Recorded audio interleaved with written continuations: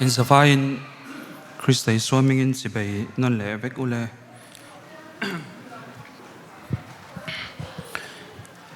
dik tak son voini ka chan Vawi thei se son diri tila ka diri thei se ka ti ko me ya Thuchah mi ka ni boxi lawa ka hu por vele tu ka kan karkal ta kan nung kar kan kan chalai president zar kan makar pate ni chu thui soidonia mintia meeting apo iron kal si lawa I phathei lo nyo mintia ronga ta soitur po ka re si lo inge ka soinga eng ma re si lawa ka te kar ka sungi nei lom I phathei lo mintia engle khole lalparin sanin karanding suak ve to pa I voina tongkam ka thiam lutuk silawa Thuchah mi de kan ni lo wangin ma se voina ka soitur chu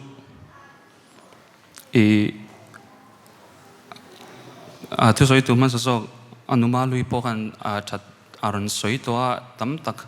pathian tu mangin kovela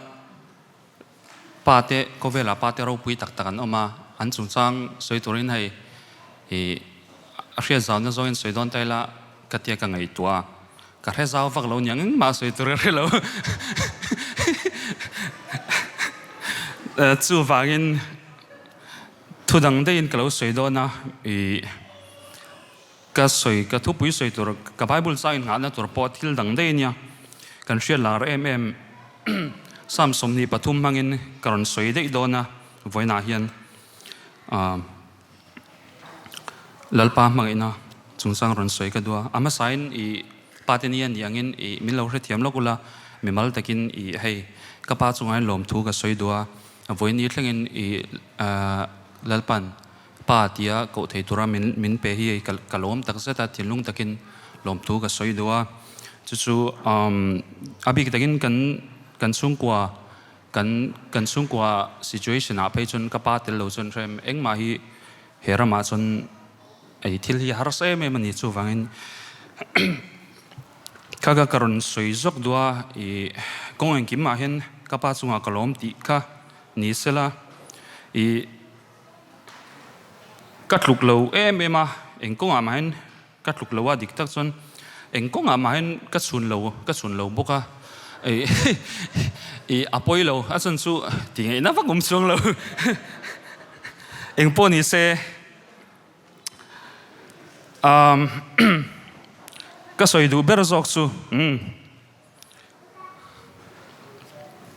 voina ka soidu berzok chu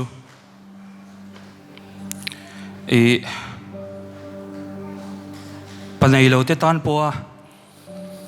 pani tling nu nei to lo te tan po nun pa ni tling bok mangai na khat mangai na dik tak run suana kalal pai so krista mangai nei soi ka du so ka voina chun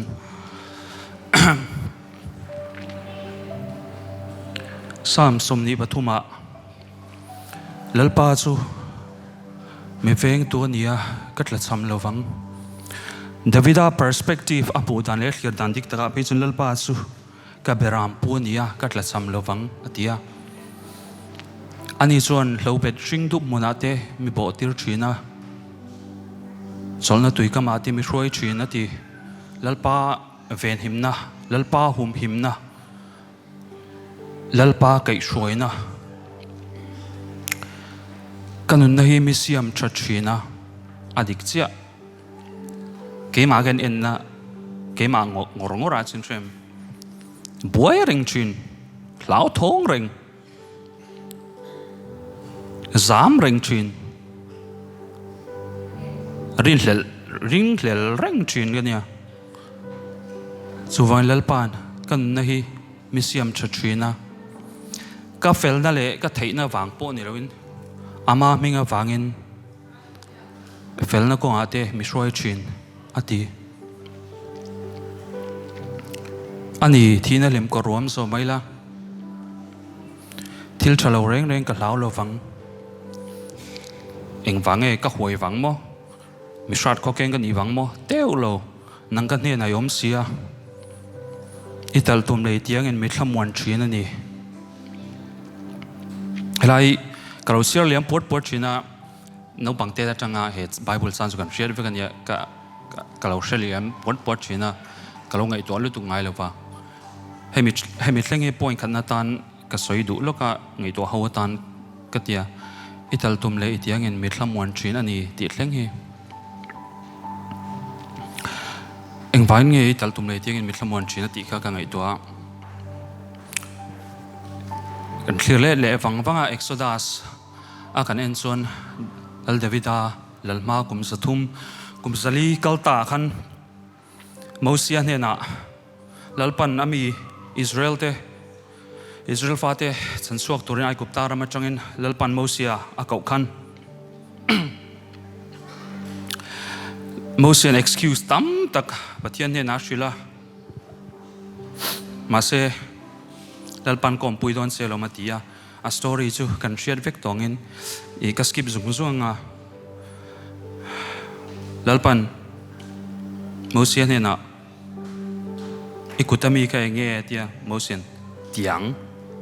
ti topa okay lalpa tharau thiang limin mosia suam puya ka soidu to zok tak chu atoi zongin ai guptar ma changa Israel fate achan a roi cho nu khan tuipuisen ma andinga tuipuisen in adang rupa tingena tolawa nunglama chang faro sipai te chuan an sakor tha te le an sipai tha ten anon vut to boxia mosia pon tingena hre to lo me pui zong te pon chi ai vutang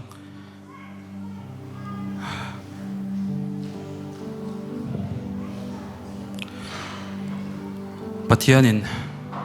mosial pathian aw lalpan mosia ngange mi au atia chuda sun enge ka soi kwal siam enge ka soi tumber chu ka soi tumber zok tak chu kan nu na hen beidon na tui puisen lungai na tui puisen mangan na tui puisen anxiety tui puisen depressions tui puisen ni sek lalpa ku ta hlen chon lalpa ne na hlen chon lalpa che chon chu zong chu min vuak cha dar sak vek theini ti ka soidu ni pathian ming fagenom ro se isaizia ka tuiden dai kai hunin in hne na ko manga luiden dai kai hunin tuide chon na chim pil lawang cheu ti pathianin milo tiama keni chan nam fa te keni ring tu te kan nu na a hleng don ti hria in dai kai hunin na ti in dai kal pai palta kin po ti lo in lo dai kai ma na po ti lo kan nu na har san na chi rang tui kan dai kai tur alo hris lok sa veka ma se lalpan min mangai lutuka fa pamal nei chun a pe a min pe a har san kan to huna po kan hne na om tur zia min tiama bible in alo soi to chan chu pathian thu chu bible ha ti vekin alo ti le pathian thu chu nunga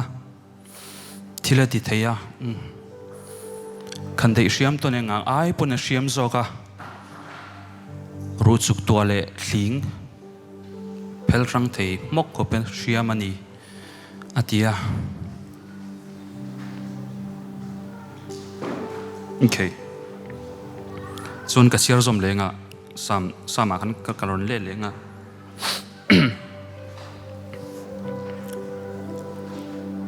midau tu te min mua ka ma hian to kani bo sei thina kalui shek I thi to kanova hian aliam renga atia herai te ron soi pui le cheu ka tua kan pastor biak chuan mana kana sermon nan itu kama hen Mizo tu temin mua kama hen to kan buat soi China ti ka chu kan pastor pon tiam takin min soi sak to karan soi eng lo du lok chu kalui shia ge thi to a ti an hun lai ka chuan culture an kan pathianina lal turati ka chu shia thi China pui thiam te mangin kanu wa hen aliam renga ti nai taki ron soi le lok ka dua hetain lal pa mang ina la I amu thaya hei poi kalau hret hiam ngai lo kalau hret siang ngai lo wa helai te ron soi ron share ve lok cheu ka dua asan chu kanu wa hen aliam renga ti hi kalau hret hiam le pek lo China ni chu ma zon chem eng fang nge kanu wa liam renga shia kha liam renga mi lal pa shia ka liam renga mi eng fang nge liam reng Masa historian hau chun hetian an lo soya manang lai chun Davida te hun lai heti hun lai ya hin aziak tu chu Davida heti hun lai ya hin lal reng in hai in leng te mo guest te special guest te nei hian choya som hian khangti khati hun lai vela an tui chu an drink chu te mayang an eile ina an tuya tan chun drinks wine te englo te nyang chu thei tui te kha an thlithian hei lalina angai nat vaklo guest te an ron chon ei chon lalin achia lo te tirka te waiter te oka drinks an inzo khan guest te drinks an inzo khan athlit bel tir to lo ni sumo eliam mai tlema ngai dat deulek chon waiter te ne na thlit bel lero ti chon waiter te an thlit bel le chon kha chu adu ve deu ngai na ve deu ma se chu tiang po ni lo ke ni tan chon lalpan min mang izia alan tirna chu Davida yan puerik takin kebia san takaron soina chu kanawa hin aliam reng lalpa mang ina ke ni min mang izia hi atok chia hli po ni lo kan tana mang ina chu hliam zoi kan tanin hliam zoi mang ina ya lung liam zoi ti aron soi tumna so khalonia eng wange karon soi ti chon hei pathian khong ina zara herama hen restaurant na kum som lai me server waiter in galo tok ve to mo khami perspective atang khan kaman chiang ve ema customer kan ngei nat vak lo ti meng thil kom deu anron kala hei herama restaurant na thok chin server tan chun tip ber hian kan nun na wangin kan ei zun na tip ber ni wangin tip po pengai lo ti meng lo hre thiamula thil kom deu non kal chon kan serve thawak pai lo ni dik tak chon an drink sa zopon an refill vak pai lo ka refill vak pai lo mulongin der chang ka soi du zok chu server perspective atangan he bible sangi ka cleara enge ka refia mani chu shem lalpa ma ina ka ma se hi customer chadeu ka regular customer chatak tak kan ya 100% tip top te dollar za tip top claim te poi ma se dollar za te mi pe top te khatiang te kan om china khatiang an ron kal kha chon hei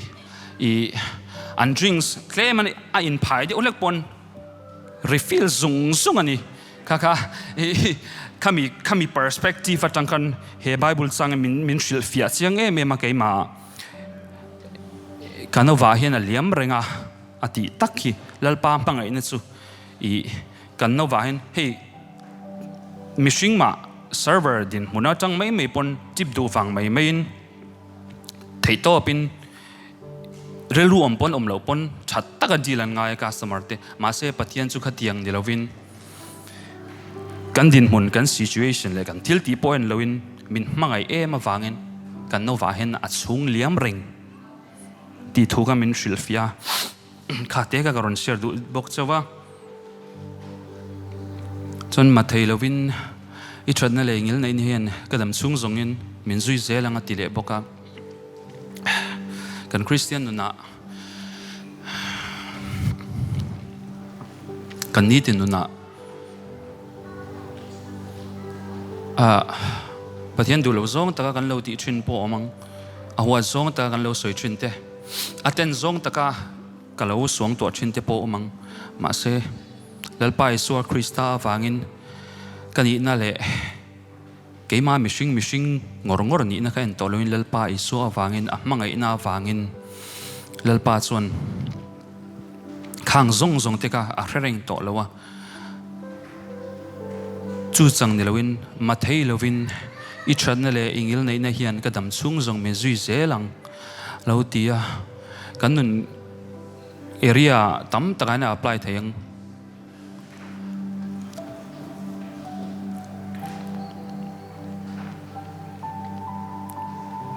personal takin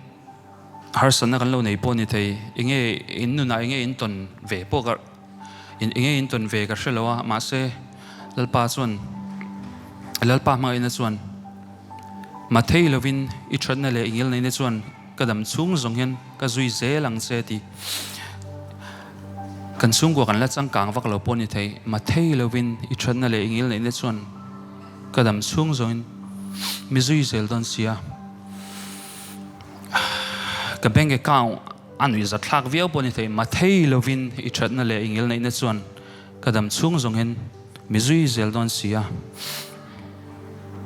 kan fa ten kol dana ma thei lovin I chat na le ingil nei na chuan kadam chung zong hian mi zui zelang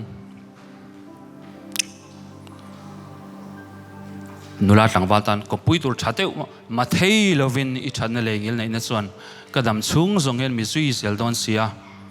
ti chuan lalpa ina kum khwain kom reng tong ti kha karon share thei cheu ni se voina tan hian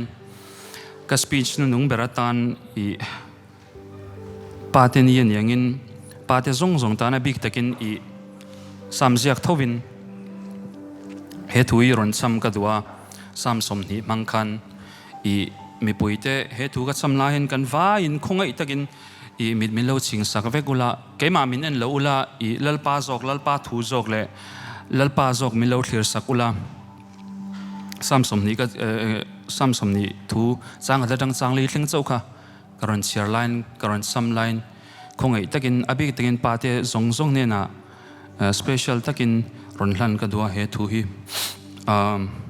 khongai takin mit milo chin sak vek don ya